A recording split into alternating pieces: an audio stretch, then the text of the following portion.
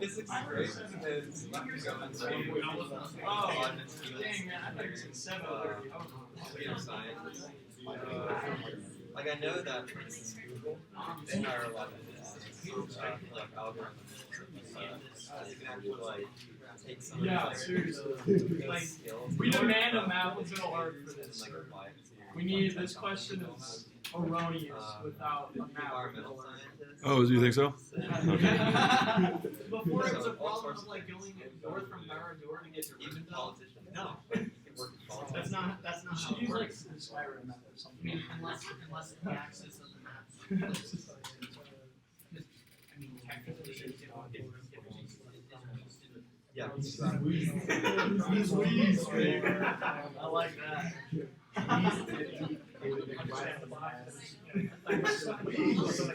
Okay, let's take a look at this one. So this is the one that's currently due today at 5. I think I'll give you some more time on this assignment if you want some more time on the dot product assignment. Yeah, we'll do that. But then we'll also have the next one will be due Wednesday. So yeah, the next time I see you is Wednesday. So we can make these both due, say Wednesday, next Wednesday at 5 p.m. Okay, then that's 2 assignments, right? This one and the next one. Okay, so this one, Gandalf starts here, Gandalf ends here.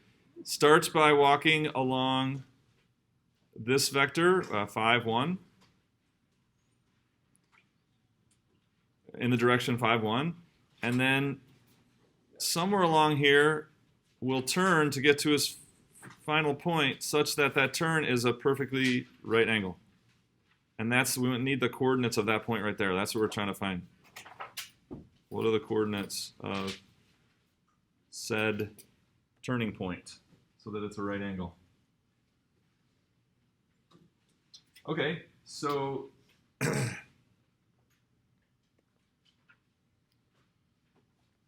we have to kind of look into our toolbox and see what kind of tools we might have to help us with this, okay?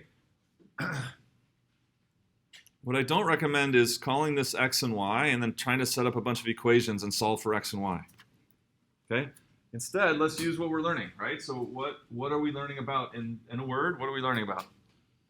Vectors, right? Vectors. So let's use vectors rather than symbols in algebra, okay? So we could easily make a vector from Gandalf's starting point to ending point. I don't know, I'll call that vector A.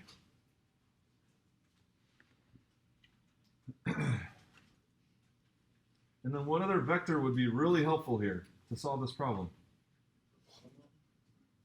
Well, I have a vector V, so when you say bottom one, what do you mean by that? Yeah, so the vector in the direction of V then only goes this far, right? If I had this vector, then I'm one step away from the coordinates of that point, right? So how is it given the starting coordinates and a vector I can get the final coordinates?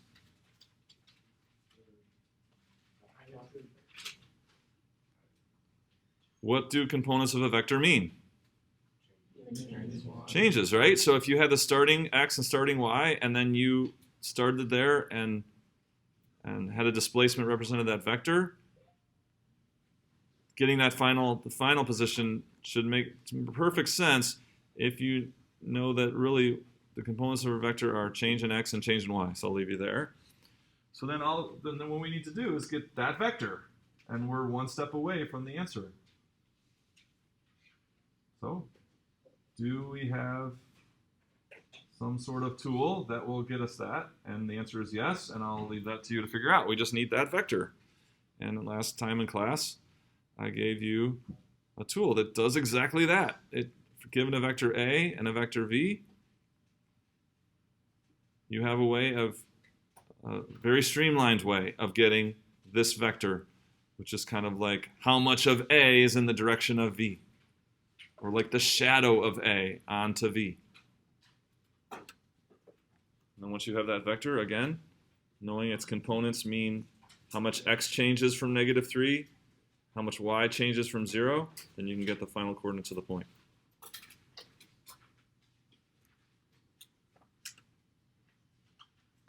So So I hope that's a good enough hint. Okay, and then I'm recording all this, by the way, so you can check it out later. And then the other one that had some difficulty was this one.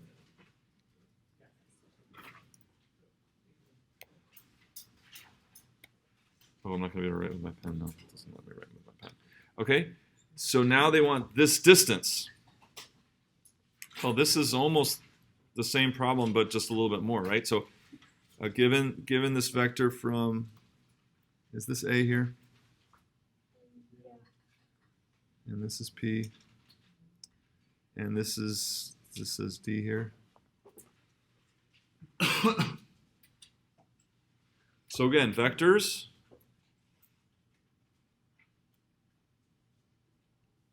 This is vector AP.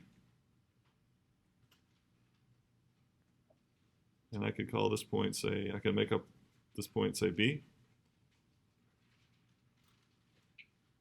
So how does AP relate to the vectors AB and BP? What's the relationship of these three vectors? AP, AB, and BP. Okay, they form a right triangle, that's true. Yeah.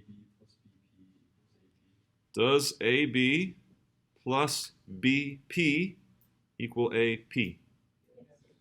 Right, yeah, so if you were to traverse AB and then traverse BP, that has the same effect as starting at A and ending at P. So this is just a vector addition, right? Vector addition. So thinking backwards here, if I had the vector BP, I could easily find this distance, right? Because it'd be the magnitude of that vector. Okay? And if I had the vector AB, could I find the vector BP? Yeah, because this relationship holds, right? So it's really a matter of getting the vector AB. And this looks a lot like Gandalf's first leg of his trip, right? So if I could get the vector AB, then I could get the vector BP, and then I could get the distance or the magnitude of that vector. There's a hint for that one. Does it help? So I think recognizing vector addition is really key in these problems. Recognizing vector addition.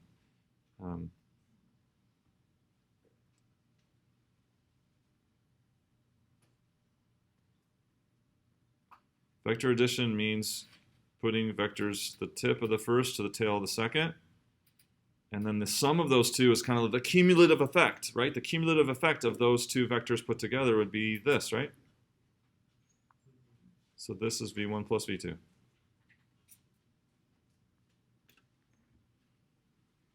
So recognizing and being able to work with vector addition is super important in many, many of these problems. Okay, so I'll extend the deadline on the homework. You can keep working on it. And then you can use the email instructor button. Now this weekend I might be a little slower getting back to you. I'll be out of town. But if you can use the email instructor button if you have questions, just make sure that you give me a full explanation of where you need help. So I know that we don't have school on Monday. Yeah. Are like the tutoring rooms open? No, so pretty much everything's closed down. No. All right, other questions? Okay, so you had your written homework. So hold on to that till the end of class. Let's take a look at that.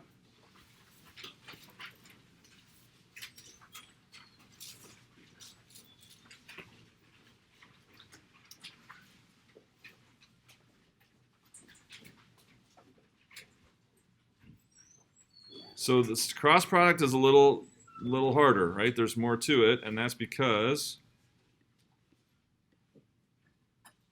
well, let's just, first of all, before we get to cross product, let's summarize. There's really three types of multiplication with vectors. Scalar multiplication, what does that do? It multiplies a what by a what and results in a what? Number. There's three blanks there. A number by a number. No, scalar multiplication of vectors. Oh. Yeah, scalar multiplication of vectors. But yeah, that would be true if we weren't talking about vectors. A value times a value gives another value. But this is scalar multiplication of vectors would be what? Yeah. It's a scalar times a vector, which results in a new vector. Scalar times a vector resulting in a new vector. Agree with that? That's what he said. Yeah, it just scales the vector, right? It scales it by that scaling factor, like times 2 or times a half. Then the little wrench in that is that if your scale is negative, it not only scales it, but flips the direction, right? Okay. Next kind of multiplication is dot product. When the dot product, what do we multiply? We multiply a? Go ahead. Vector by another vector to result in a number. He said a vector times a vector gives us a scalar. Agree with that? Yep. All right, and what did we say the meaning of that number was relative to the original two vectors? Yes, sir? The projection of one of the vectors in the direction of the other vector. Okay, yeah, so you got part of it there, but that number is first and foremost what? That number. Tell you how acute or orthogonal those two vectors are to each other. Okay, so this is the part that every semester the students forget. This dot product, this number, first and foremost is what, Samantha? The product of the magnitudes. The product of the magnitudes. First and foremost, dot product is product of the magnitudes, but with a catch for direction, right? And what's the catch for direction? It's only as much as they are in the same direction. Right. So if they're in the same direction, you do get the product of the magnitudes, but then the more you skew away from their having the same direction, the lower that value gets, right? Until what? They're not in the same, they share none of the same direction. And then our dot product is 0. And then if they're in opposite directions, it's all the same but opposite, right? So the dot product is a negative number. Okay? But first and foremost, we think of those as multiplying the magnitudes, but only to the extent that those vectors are in the same direction. Okay? So now cross product. Cross product multiplies what by what and gives a what? Yes, sir? Vector by the vector and results in a vector. Yeah, so you're multiplying two vectors, you get a third vector. This is cross product. All right, so now we want to kind of flesh out the meaning of this. So what observations did you make in trying to work through this sheet? Yes, sir? When they were perpendicular, they had a much higher value, and when they were the same, they usually ended up in 0. Okay. What was the same? The direction. When the direction's the same or opposite direction, did you get the 0 vector? Right, okay. So if they have the same or opposite direction, meaning parallel vectors, then you get the 0 vector, right, which has magnitude 0 and no direction. Okay, other observation that you made. Other observation. Yes, sir? The vector produced is always orthogonal to the... Okay, so that's direction. We're going to talk about that. Good. That's good. We'll come back to that one. So if they were opposite or parallel, you got 0, and then what's kind of the contrasting case to that? What's that? Yeah, what did you find? So when they were perpendicular, what did you find about the magnitude?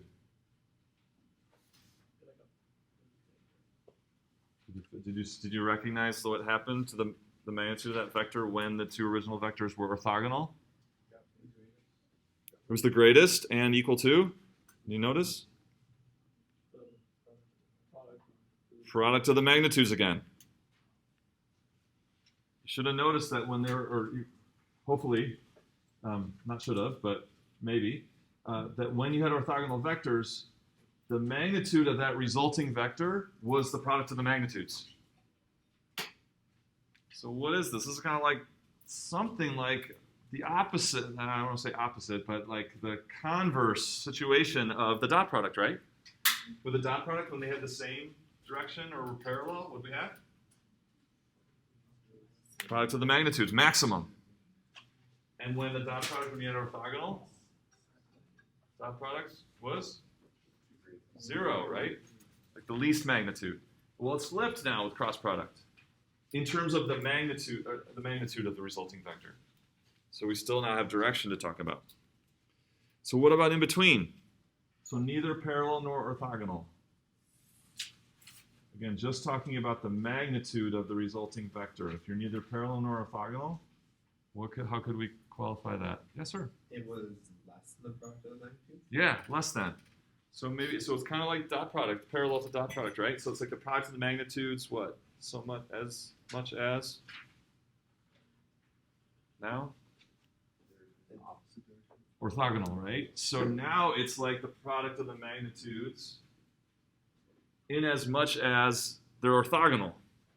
So when they are orthogonal, you get the product of the magnitudes, and when they're parallel, you get 0. So what mathematical function gives us that? Gives us maximum at right angles and minimum at parallel. Sine, right? That would be sine.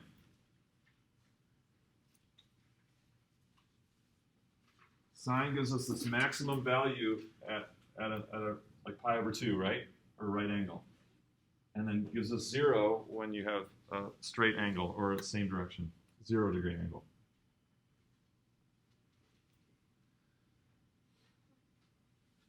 But now we have the whole other aspect of this cross product, that is the direction, because it's a vector, not just a magnitude. So what about when they weren't parallel?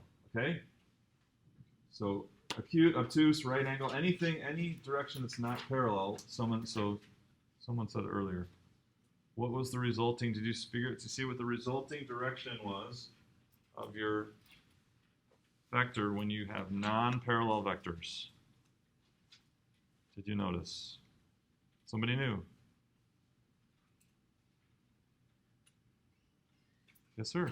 It's orthogonal to both of those vectors. Orthogonal to both the original vectors. Or what? Orthogonal to the plane created by the original vectors. So I got perpendicular to A and to B, and thus perpendicular to the plane of A and B.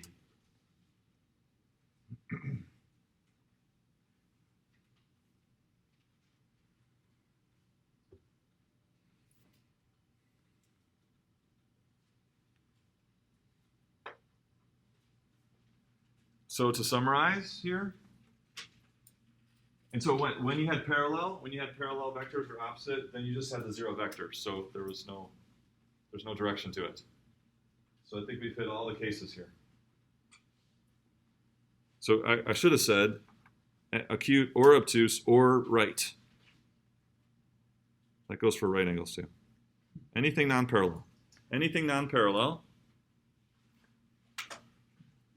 The resulting vector is orthogonal, perpendicular to the first two vectors, and therefore it's orthogonal to the plane created by those first two vectors. So what did we say the magnitude was again? Magnitude of the cross product is product of the magnitudes. Okay? And so instead of kind of reading that literally, what's the meaning of it? Product of the magnitudes, what do we say? As much as they are orthogonal, right? As much as they are orthogonal. And that's what sine theta does. So the product of the vectors' magnitudes only as much as the vectors are orthogonal. And the direction is? Did you like that? Yeah. So you want to see it again? Yeah.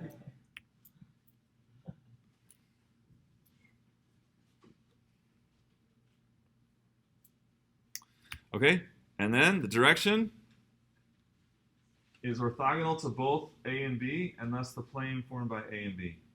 But we're still not finished yet, right? Because if I've got this plane here formed by the original two vectors, what can we say about a vector orthogonal to that? What's that? There's two, right? And there are two directions, possible directions. There's kind of like up towards the ceiling this way and then down towards the floor this way. So which way is it? There's only one cross product. It's got to have one of those two directions. So we've still got more work to do. Well, so the right-hand rule is what determines exactly what direction the resulting cross product is. So let's talk about the right-hand rule. So let me get this out here.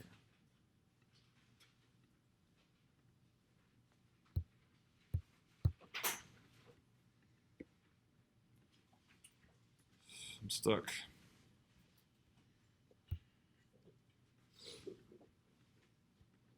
Let's try this.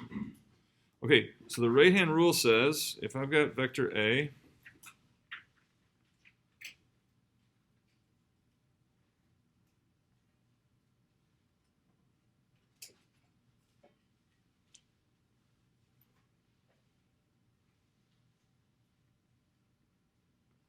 so now I need to figure out if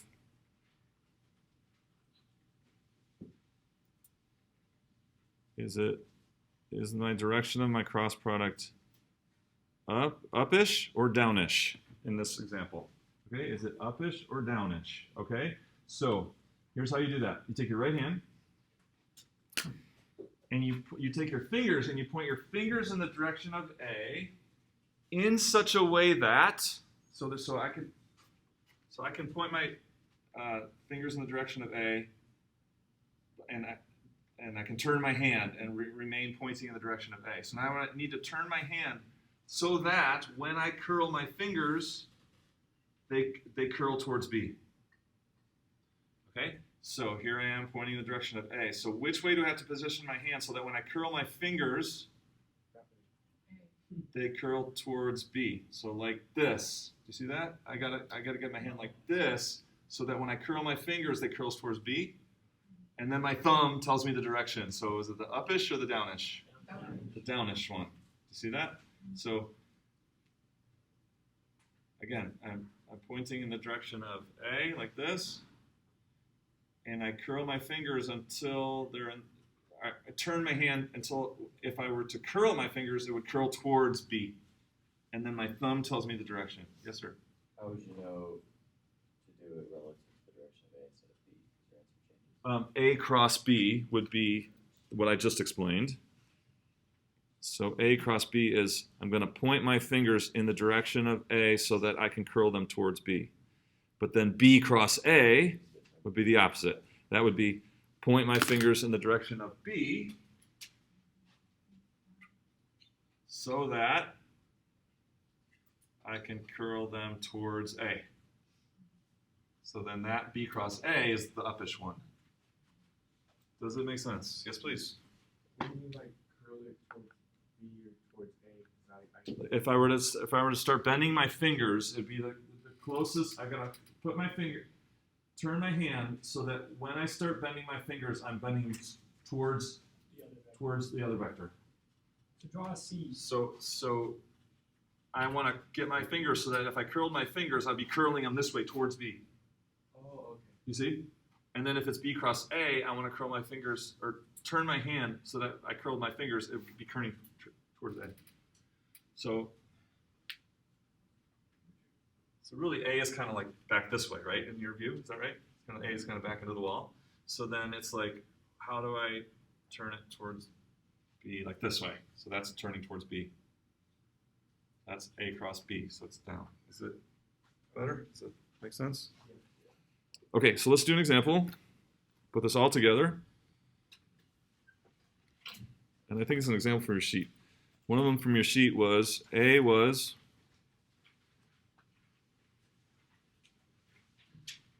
a 0, negative 2, 0. And B is 4, 0, 1.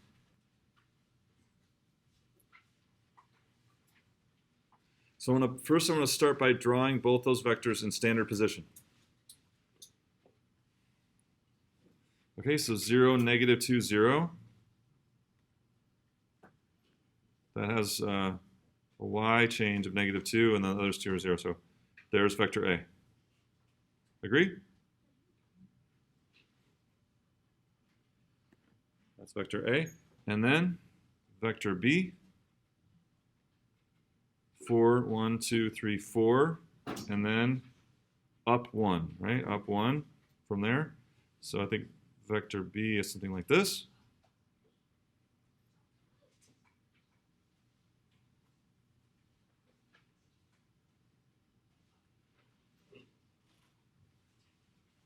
Does my sketch agree with your understanding of vectors A and B? Does that work? Okay. And so now I want to look at We'll do the cross product in red. And we're asking about A cross B.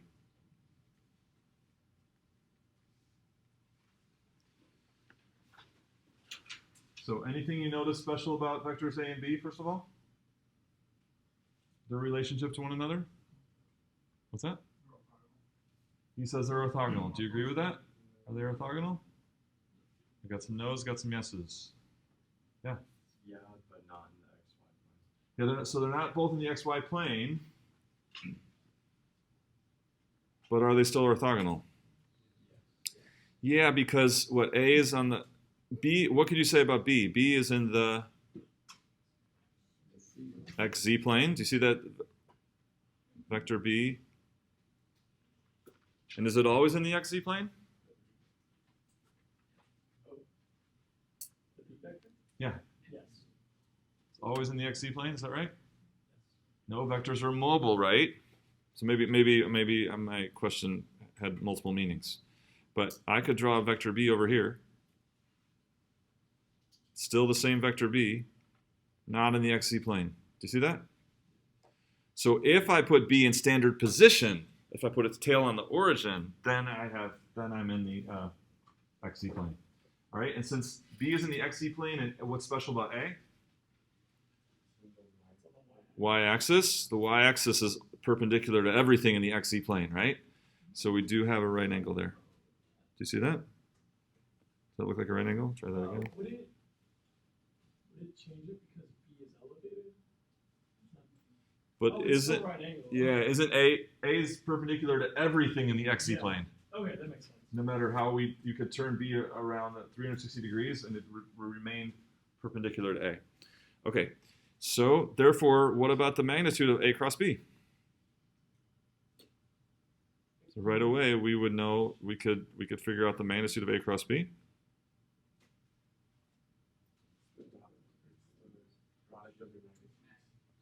Right? What is our meaning for the magnitude? It's the product of the magnitudes in as much as they are orthogonal. Therefore, it's just the product of the magnitudes. Magnitude of A is 2. Magnitude of B is? So we got the magnitude of our resulting A cross B is 2 radical 17. Okay, now what about the direction? So there are 2 possible directions. Do you see that one of them would be like up and angled back a little bit? And the other one would be down and angled forward a little bit? So the question is, which way? Well, then the right-hand rule will tell me that.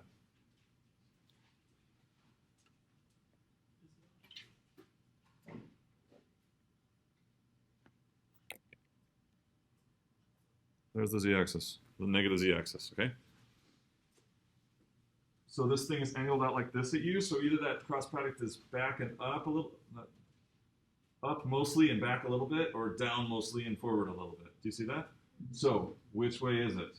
If you do the right-hand rule thing. So again, I'm gonna put my fingers in the direction of A and turn until when I curl, it curls towards B. So that's like this. See that? So I'm gonna put my hand this way so that when I curl my fingers, I'm curling towards B. My thumb tells me which it is. Which is it? Up and back.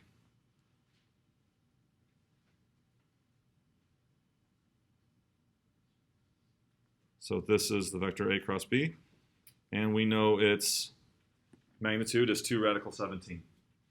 So this is what we've done so far is kind of like a polar representation of this vector, right? Kind of like direction and magnitude.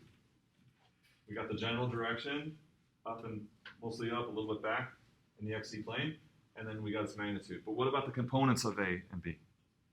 Or A cross B? So here's how you find the components of A cross B. So let's do that now. Any questions so far?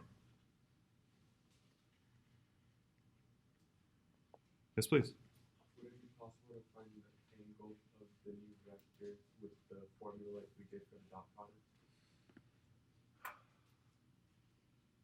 Yeah, we're gonna need some more information. Which angle do you mean? Like with the z-axis? The angle of the third vector that we created.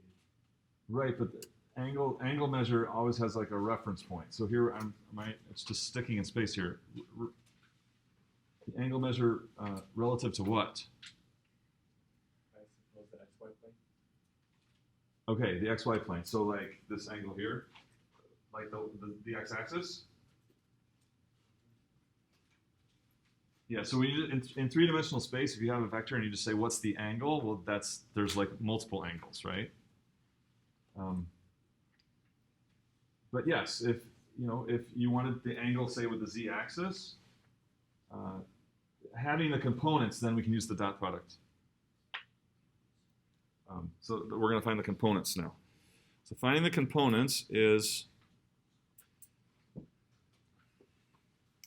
you basically it's the same algorithm as finding the determinant of a 3x3 matrix. If you've had matrices before, linear algebra, if you want to find the determinant. So here's what we do. In the first row, we put I, j, k, our standard unit basis vectors.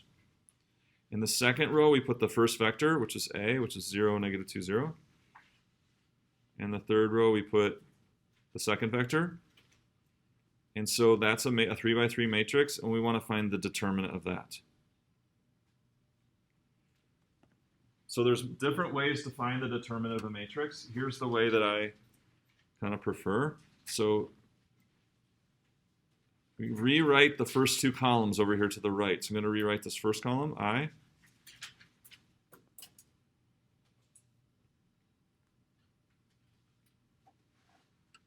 All right, so I rewrote the first two columns, I, 0, 4, j, negative 2, 0. And then here's what we do. There's three diagonals down and to the right, full diagonals. So there's this diagonal here, that's 1. And then there's 2, and then there's 3. See those? Does that show up? Oh, good. Okay. So what I'm going to do is I'm going to multiply down those diagonals and add. Multiply down to the right and add. So first one is negative 2i. Next one is 0j and 0k.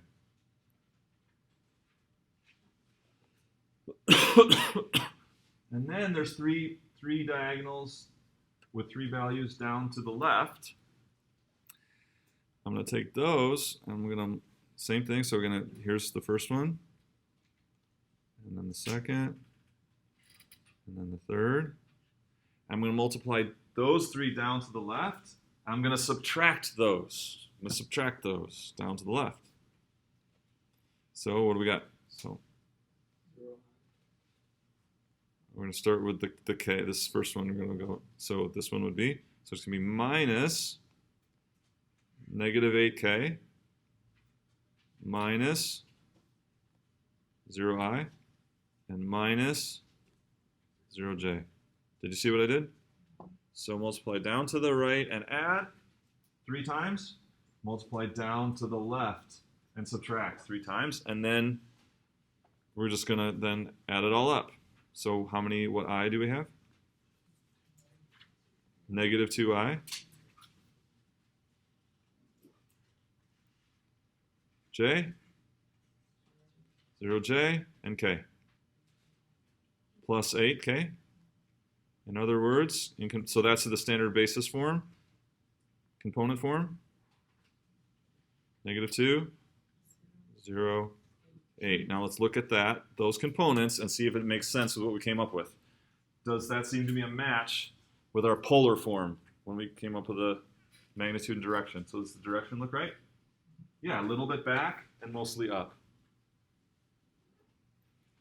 And if I take the magnitude of this, I should get what? I better get 2 root 17, right? Because this is the vector. So magnitude is square root of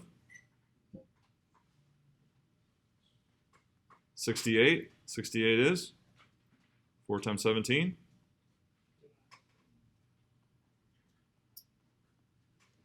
Works.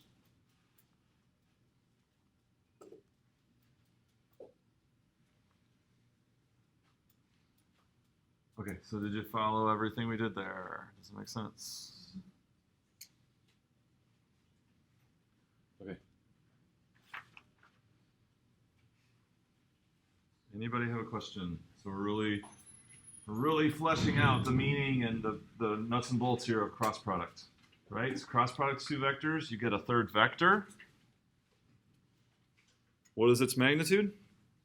Magnitude is going to end up being product of the magnitudes, but only to the extent that they're orthogonal, right? And then the direction is?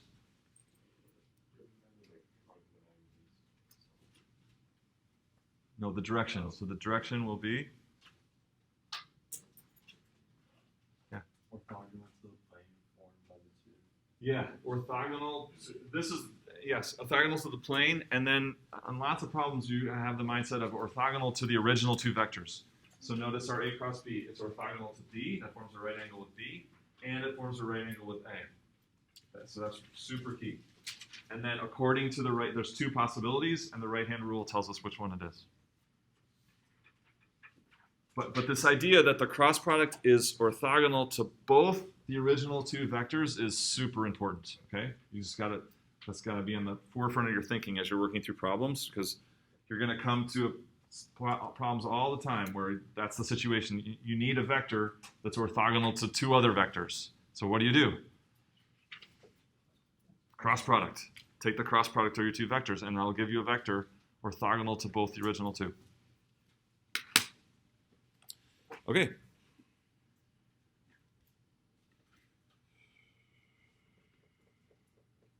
So let's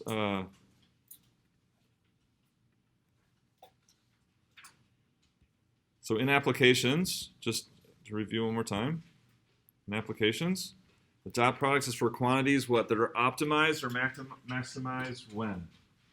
When your two vectors are parallel, same direction, right? So in applications, physics, the real world, dot product's going to come into play when you get a maximum when your two vectors, and what was the example we saw last time of that? Remember work? Work. When your force is in the same direction as the distance or the direction of the displacement, then you're going to have that's going to maximize the work done. Okay, cross product, okay, for quantities that are optimized, maximized, when the contributing vectors are orthogonal and are zero in parallel, okay? So this is our gauge for kind of like coming to a situation. Will it be dot product or cross product? Okay, don't try to write that down word for word. We've said it many times. All right, so here's the first application, torque. So torque is like amount of twisting force, like a great example is turning a bolt with a wrench. So this is called the lever arm. And the lever arm we often use lowercase r for the lever arm.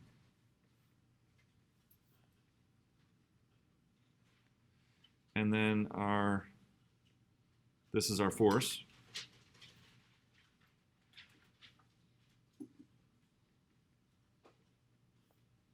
So we're going to apply a force at the end of the, and I put the force vector also at the bolt so that they were tail to tail. So for, the only reason I did that was just so we know what the angle between the vectors is, right? So this gives us the angle between those two vectors. But the force is being applied out here, right? So we ask the question, how are we going to get maximum twisting force? Is it going to be the force in as much as it's parallel to the lever arm or in as much as it's perpendicular to the lever arm? Most of you are saying perpendicular, right? What happens if you take the force parallel to the lever arm?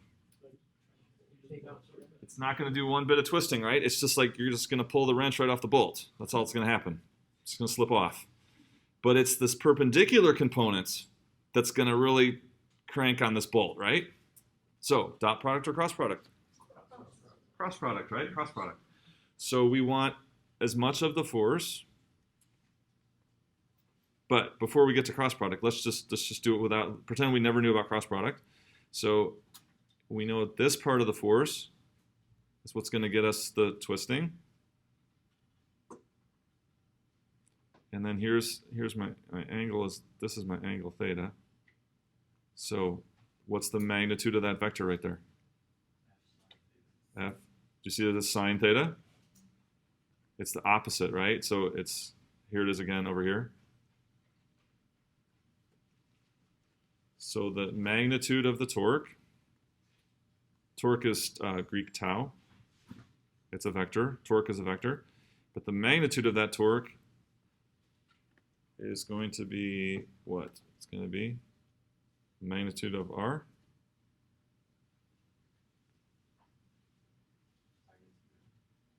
times magnitude of F sine theta.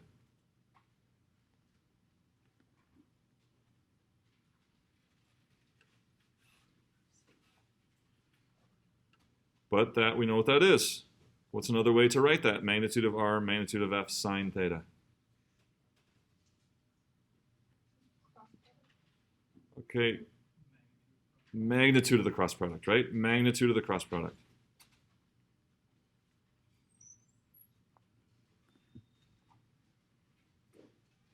Is that an I all the way on the left? Tau. Oh, it's tau. Oh, my. Tau for torque. So that's Greek tau.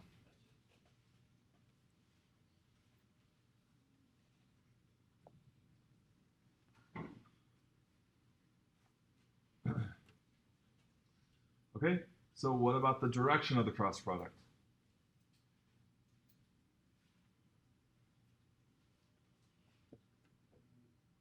So how does the direction work out here? Direction of tau.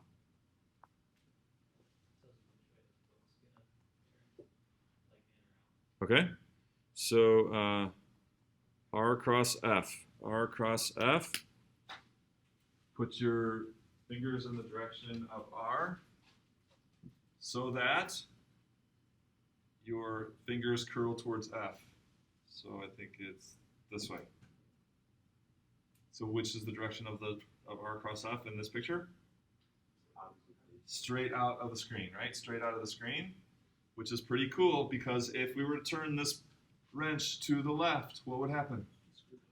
The screw comes out at you in the direction of the cross product. Lefty-loosey. Righty-tighty, lefty-loosey.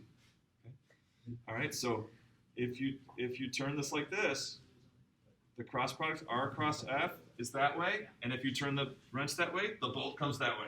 The bolt comes in the direction of the cross product. So pretty cool. So perfect example of cross product is turning a bolt, because the direction of the cross product matches with the way how the bolt goes. The bolt's going to come out at you.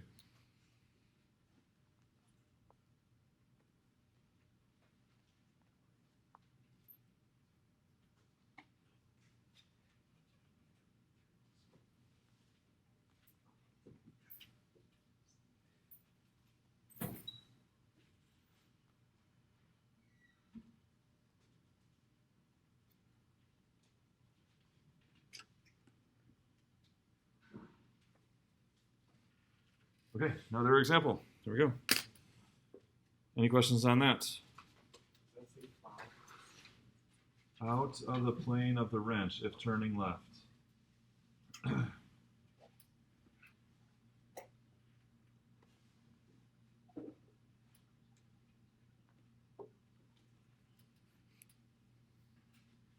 So magnitude of the torque is the magnitude of the cross product. Direction of the torque is according to the right-hand rule of R cross F. Are we good? Okay, here's another example. So cross dot product or cross product. Here we go. Area. Hold on. Let's talk. All right, so area. So do you see that given any two vectors tail to tail, that there's a unique parallelogram? Can you imagine that parallelogram in your mind? For any, so if I were to pause this animation anywhere, I were to pause it, there would be a unique parallelogram formed by those two vectors tail to tail, okay? So here it is. So the area of that parallelogram, calculating the area of that parallelogram, would it be a matter of dot product or cross product? Why? Because the magnitude of the vector orthogonal of both is equal to the area of the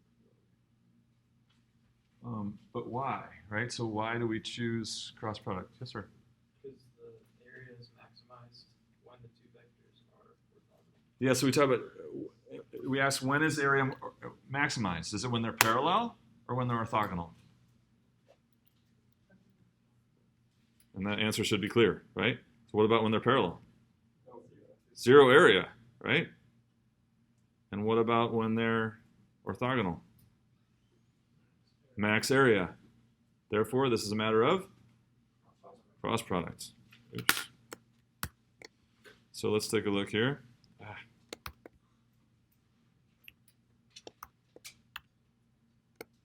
what's going on?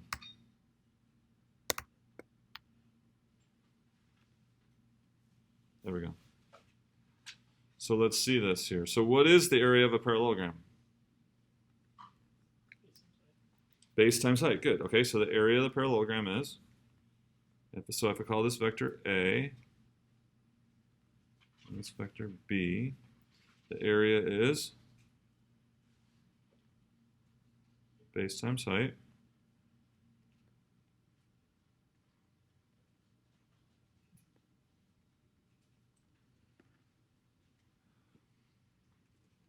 Okay, so what is the base? He wants magnitude B. Agree with that?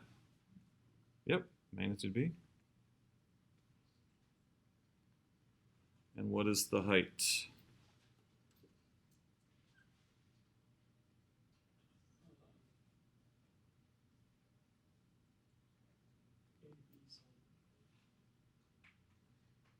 what would the height be? Magnitude of A sine theta? Agree with that? Yep, magnitude of A sine theta. So how is the area related to the cross product? It is, right? It's like it is the magnitude of the cross product.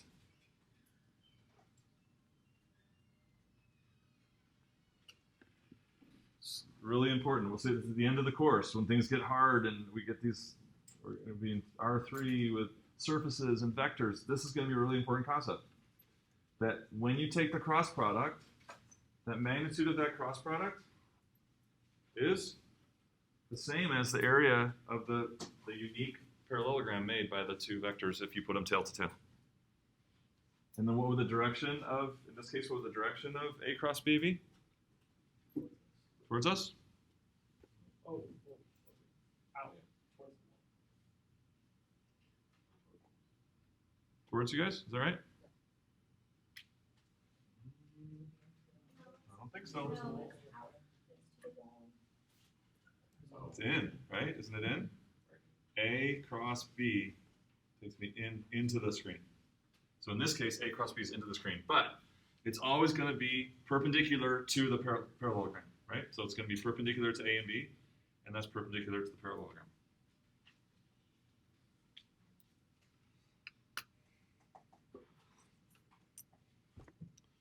Okay, and then what if I wanted the area of, did you see that given two vectors, there's a unique triangle formed by two vectors?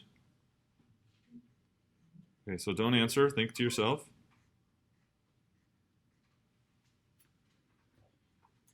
How could I get the area of the unique triangle made by two vectors? Should be pretty straightforward, yeah. Right, it's going to be half of that. So if I take half of the magnitude of the cross product, I get the area of the unique triangle made by the vectors when they're tail to tail.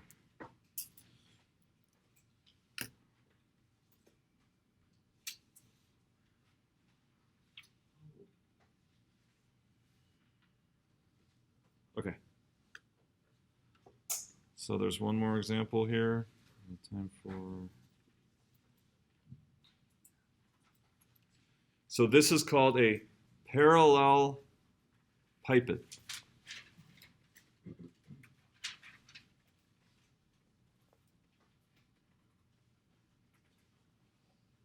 And I want the volume of that.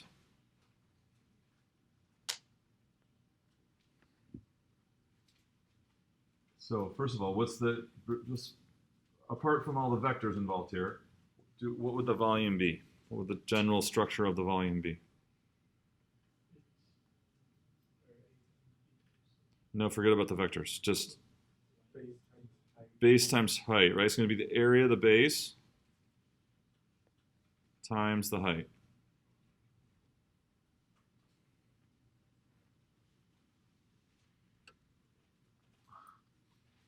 So, what's the area of the base?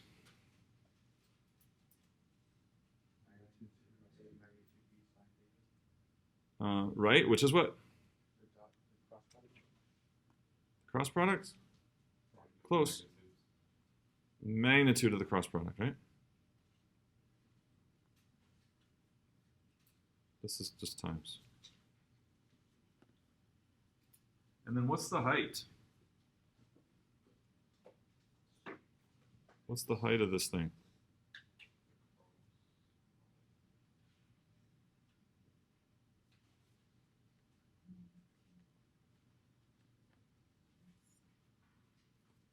Yeah. It's the magnitude of c times the cosine of phi or whatever. Okay, nice. So you could put this angle phi here. Also, you see that? And so the height would be the magnitude of c times cosine phi, right? What's that? I want as much of c as is in the direction, the height, this direction.